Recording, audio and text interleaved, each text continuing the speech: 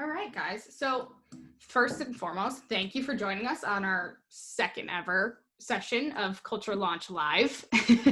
We're trying to build a community in here, so it's great to see everyone here.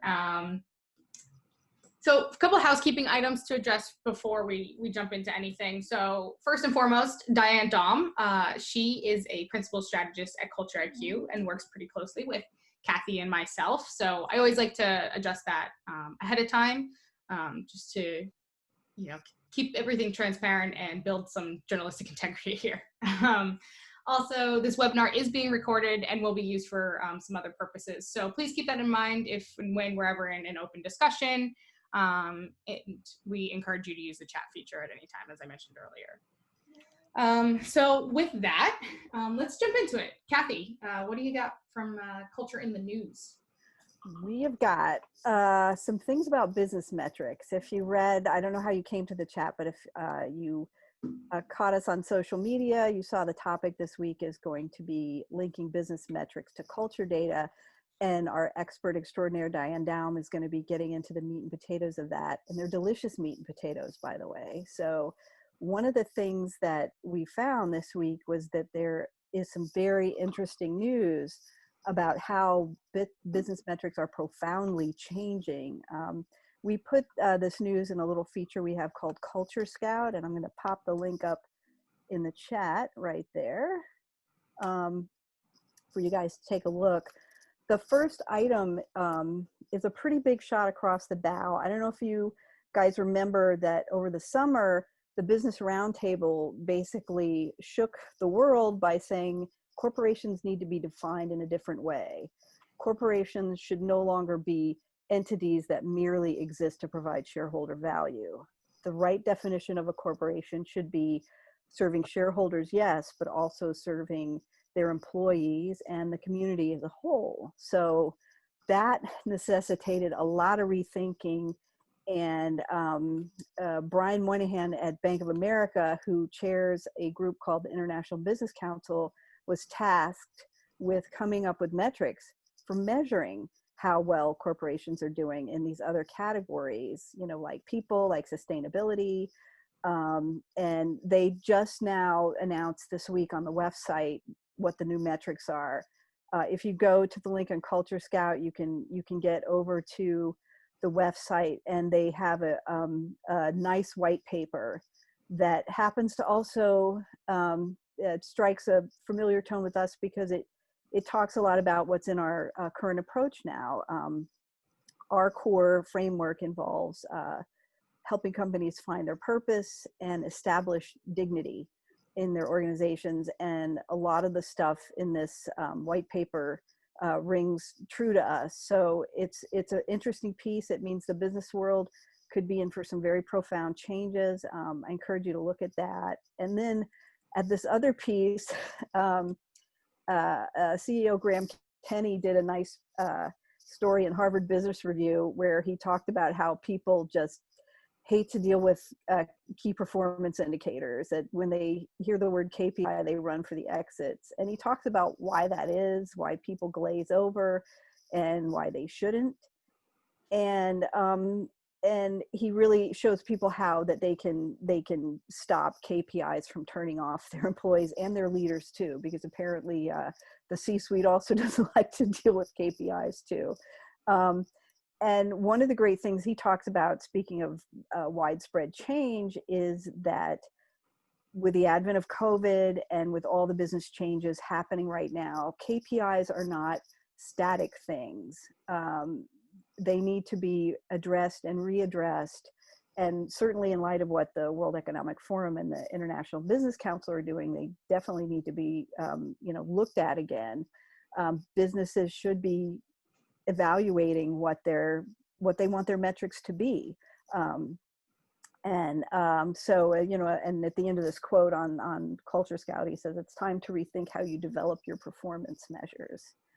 The last piece that we have. I feel like those two, sorry, I'm going to jump in. No, jump, please. I feel like those two are pretty indelibly linked, right? When you think about it. So if we're talking about all the stakeholders and shifting that focus away from specifically shareholders alone, that starts with looking at different KPIs, right? So you can't manage what you're not measuring. And I think whatever you're measuring and however you're metriced drives a lot of behavior, right? So I feel like those were two really great stories and that are well connected. Well done, Kathy. But also I think from like Diane, let me know what you think, but measuring culture as a whole and looking at those KPIs, that's a good way to connect all the dots too. I feel like culture is something that really does take into account all stakeholders. We look at it a lot from, an employee perspective and a leadership perspective, but at the end of the day, culture spreads from employees to customers to the vendors you work with, right? So. Right, and we'll talk about that as we start to talk about some of the different metrics that you can link to. There are all kinds of different stakeholders and so different ways to measure. Awesome. Great. Sorry, Kathy, go ahead. No, well, and speaking of driving business success, the last piece in the Scout talks about that, how when you care for your people first, that fosters client support and it drives business success. That as the CEO, Alec Lutzki, I believe that's how you pronounce it, he wrote a Forbes essay about this, about how as a tech company head, he has learned that you have to nurture your people in order to drive the client relationship that in turn leads to success. And that's it's a nice little story about what's important to him. And he talks about you must make a committed investment into people's spirit, emotion, and relationships.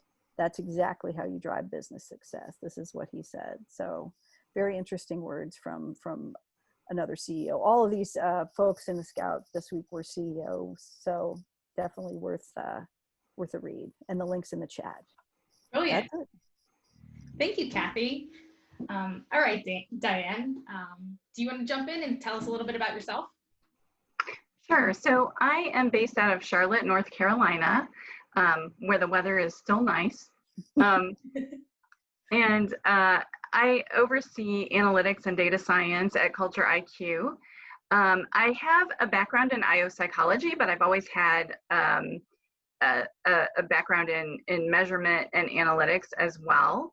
And so I've spent a little more than half of my career doing consulting and the other half doing internal sorts of analytics roles, either with customer satisfaction and loyalty or with HR metrics. And so I've gotten my hands into a lot of different things, but measurement has always been a part of it. I really enjoy both working with clients to solve problems, but also just sort of geeking out over data. So it's good to have a job that allows me to do both of those. Brilliant. Thank you so much for that. So I just wanted to kick off this session. The last session we had was with Scott Young, and we talked a lot about why culture initiatives fail, right? And he mentioned a few main reasons for that, but he had a rather large emphasis on that, culture initiatives sometimes lack a why or aren't specifically aligned with business goals. So given your background, and I know, all your projects that have been going on at CultureIQ, they've had a lot to do with certain business linkage studies and things like that. So specifically for our clients, could you explain what exactly a business linkage study is for all of us to be on the same page? Sure. So to Scott's point, when you go to define your culture and start to work toward your ideal culture, that should be linked to your business goals. And to the extent that it is, we should be able to look at measures of the culture, such as the employee survey, and see links from that to indicators of your business success. And so that's exactly what a linkage study is doing. It's taking data from your culture survey and then tying it to some other outcomes that you're probably already measuring. And to your point earlier about different sets of stakeholders, some of those measures could be financial. Some of them could be customer service or customer loyalty oriented things, safety, as well as employee outcomes like individual performance or turnover. And so the goal is to be able to show the relationship between your culture and these other outcomes that are important to the business. Brilliant. I mean, if I were an HR leader or anything, that sounds great and sounds like a no-brainer, but where would I start? Like, what is that first step forward in taking the approach to like start connecting these dots? So the first step is really figuring out which metrics are most valuable and also just what's available to you in terms of metrics. And so if you think about a typical organization, there are some pockets in the organization that are always collecting a lot of data. And so a good start is to be able to reach out to some of those people and talk about what kinds of metrics are available. So usually people who are responsible for customer loyalty and satisfaction, people who are running the HRIS system or are part of a workforce analytics group, finance departments, anybody involved in operational excellence or safety, those would all be good places to start. And then the next thing is to think about, at what level do you have these metrics? And so this analysis would require that you have a number of data points. And so you could think about it either at an individual level. So maybe, some data points on each of a number of different employees and some outcomes for those employees, like their performance or whether they stay with the organization. You could also think of it in terms of a group level. And so maybe you have several different units of your organization who are each collecting similar data about their business success. And so you could do a group level analysis. When we think about the groups, that can sometimes be a little bit of a challenge because not every organization has a lot of groups doing a lot of the same thing. But oftentimes, a call center might have several teams that are all collecting similar metrics. Some organizations are just ideal for this type of work. So things like retail stores where you have a lot of different units that are similar in some way. But usually if you, really kind of reach out to others in the organization up front, there's usually something interesting that's there. And so it does just require some networking and brainstorming at the front end. Yeah, sounds like it. I was gonna ask. We talk a lot about the different groups that are involved, and it sounds like that would require a high level of collaboration amongst those different business units. In terms of stakeholders, like who at the bare minimum would need to be involved, and who would at like best case scenario would be involved? Like how granular do you get? Right. So when you talk about stakeholders. So people that are involved in the study generally would be, more of the measurement type people who might be able to recommend what some good metrics would be to use and to help the person who's heading up the study to get in touch with the right people to kind of pull the data and put it all together. But typically when we think about who is the end user of this information, the reason for doing a business linkage study, really two main reasons. One is that it gives you some evidence to show that that your culture is linked to business outcomes. So it sort of elevates the importance of that initiative. And so often key stakeholders as recipients of this information would be people at a high level in the organization. And then also what the information allows you to do is sort of know what levers are driving different outcomes. So from a culture perspective, are there certain aspects of your culture that are more important than others in driving certain outcomes?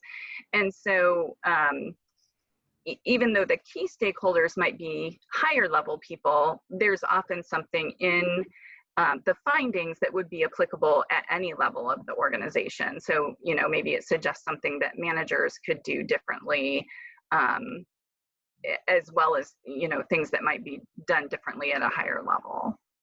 No, that makes total sense. I can see. So, what sort of pitfalls might you run into when you're approaching these studies, right? I feel like there's a lot of people involved. How do you make sure you don't run into those? Yeah. So the main pitfalls that you might run into, we talked about one, and that's just kind of identifying what you have available to you to start.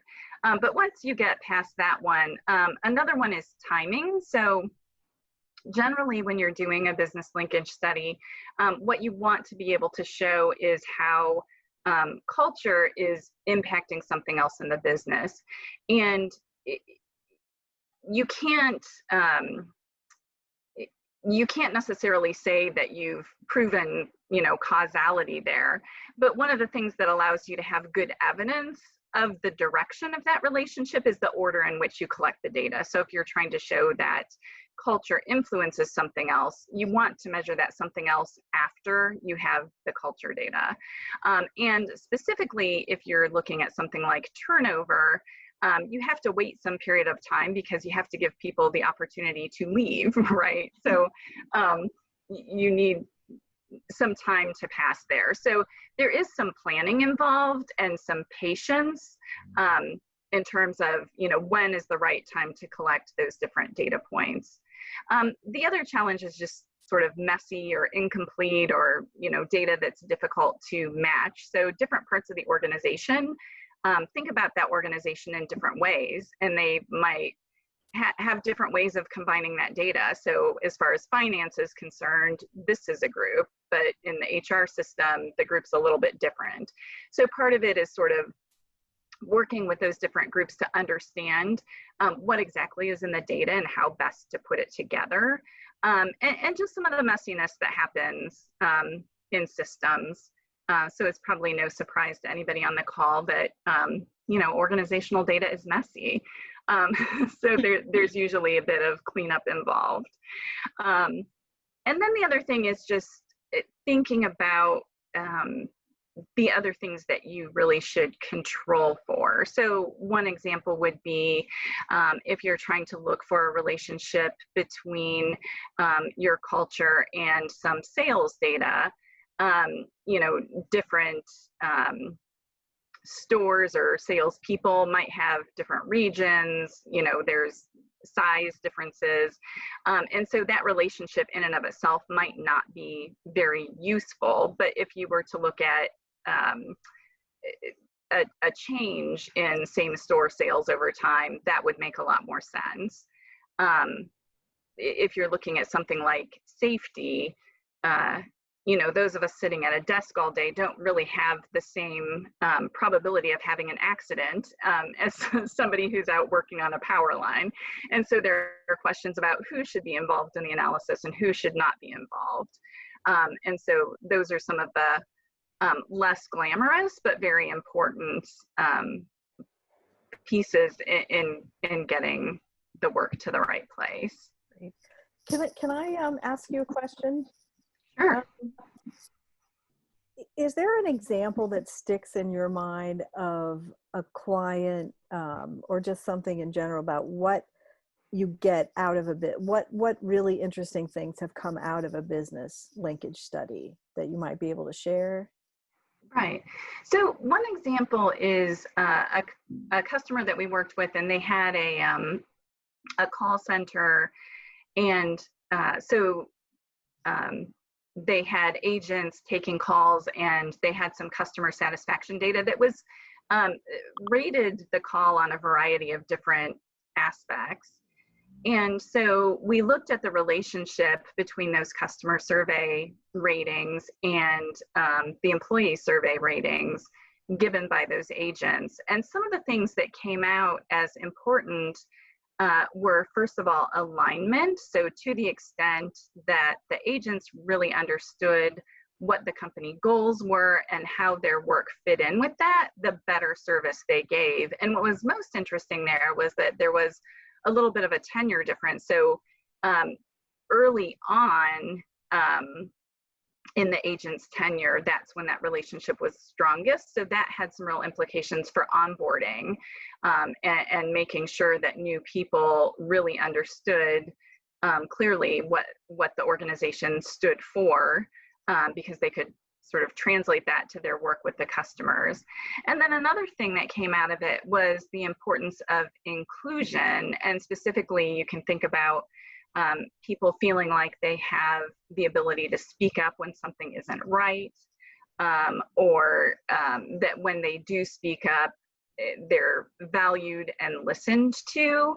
And so to the extent that people were it felt comfortable surfacing problems and challenges when they had them, that made them more effective as well. So it gave them some pretty concrete things to think about as an organization in terms of how they prepare those agents to do the best work. That's awesome. Can you speak to what happens if businesses don't do these kind of studies? What do they stand to lose? We kind of got a hint of what they stand to gain, but what could get lost in the shuffle without linking business metrics to culture data? So I think first it's an opportunity for them to tell the story of why culture is important and to be able to get more people involved and on board with their culture initiative. But second, it is an extra tool in your action planning toolkit. So when you're thinking about, there are many different things that I could work on. What is really going to make a difference for the organization? Being able to see a direct link between some of the things on your survey and these business outcomes that are important to you gives you some good information that helps you to focus your efforts. Great. I mean, I'm thinking too about, the stories that I read at the beginning of the Zoomcast about how business metrics are changing profoundly and definitions are changing. But a lot of those definitions speak very strongly to developing culture. What do you think's ahead in terms of business metrics relating to that for companies? And should they be doing, as one of the writers said, really doing a big reevaluation of what their performance metrics overall should be in light of all that's going on in the world? I mean, definitely as things continue to change, like you said, there are different stakeholders, there are different problems, and so that just means all kinds of new opportunities to think about how culture relates to each of those things. And already, as I was saying, the kinds of data that we've looked at in the past have been about all different kinds of stakeholders, but some of the things in one of the articles that you shared point to even more sort of community-based things. And one of the interesting things that we've found with some of our clients in the past is that there is some connection between things like employee engagement and really positive attitudes toward the organization that kind of carries over into employee willingness to be involved in a lot of the community efforts and to join volunteerism efforts for their organization. And so that's another whole area, I think, that's that's important to explore. Great, thank you. Awesome, guys. Well, Diane, thank you so much for your time. Does anyone else have any questions for Diane while we got her? Like we got into a lot of good insights today. You brought up action planning too. I'm so tempted to dive in, but I feel like we could do a whole nother podcast on action planning. Yes, that's a whole nother session. My favorite part about the endeavor, and I'm going to try to give another link to a guide that we have to business linkage, is that when you do these are attention getters for leadership who sometimes has trouble maybe relating culture to concrete business results. When you do this, that's some of what you're doing. So you get the C-suite's attention, which, I mean, in article after article, I nose around a lot through the culture world. I mean, and especially businesses facing big challenges, they always talk about the need for leadership buy-in in order to move companies in a new direction, merge with other companies, transform their business. It all points to having a culture change and having leadership, be at the head of that and buy into it and make sure that it happens. So yeah, most definitely. I feel like this is a great way to achieve that. All right, guys. Well, thanks again for everyone's time. As a final reminder, Kathy, if you could share those links one more time in the chat, we could also blast it out to everyone who came. We could send you a note with all those links in there. But also, just a reminder, we're here every Friday, same time, 1 o'clock Eastern. And if you ever want to submit some questions ahead of time, feel free to reach out to either any of us at LinkedIn or at hello@cultureiq.com. And thanks again. Have a great weekend, everyone. Talk to you soon. thanks, everyone.